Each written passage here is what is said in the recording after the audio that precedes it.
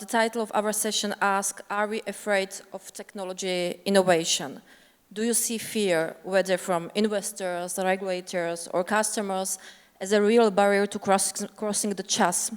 And do you think, or do you consider this fear different in Europe, maybe compared to the US? I don't believe that we see a fear of the technology innovation. I believe we see a challenge in the market.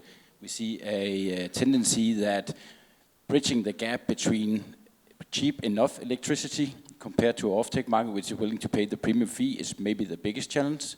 I attended a couple of sessions out here yesterday, and I'm pleased to see, and that gives good confidence, that many of the developers, both in Europe and in US, are actually moving ahead with projects. Maybe not as many as we thought 2-3 years ago, but we see a tendency of that, and that gives good confidence, and I believe in green hydrogen derivatives of that. How important are these pilots or demonstration projects in helping hydrogen scale?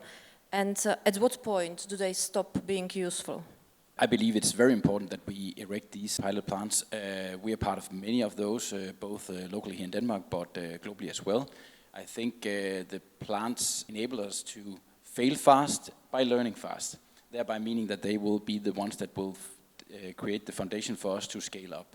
I think these will perform as test facilities for the larger scale projects, thereby enabling new technology to come into market, because hopefully, and back to the point that Jimmy mentioned, yeah, we know that electrolysis has been around for 100 years or more, but going forward we should not stop the innovation and the technology development, so I think they will be very important in that sense.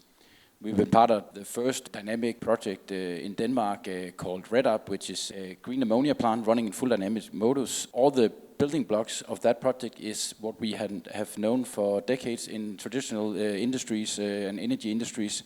But the way we put them together is a little bit new.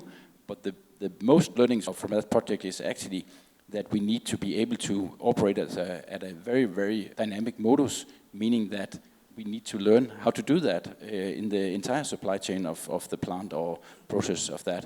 So the partners, Skovgaard Energy, Topsøe and Vestas, has heavily stepped into a development project on this one. Do these experiences from pilot and demonstration projects differ across the countries, or are the same, the experience?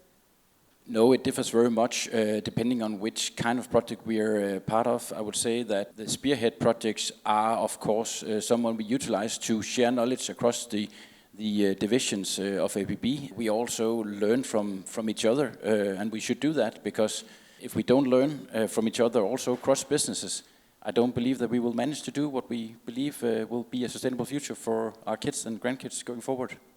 Thank you very much, Ilaria, Jeppe, Jimmy, for your contribution. Thank you very much.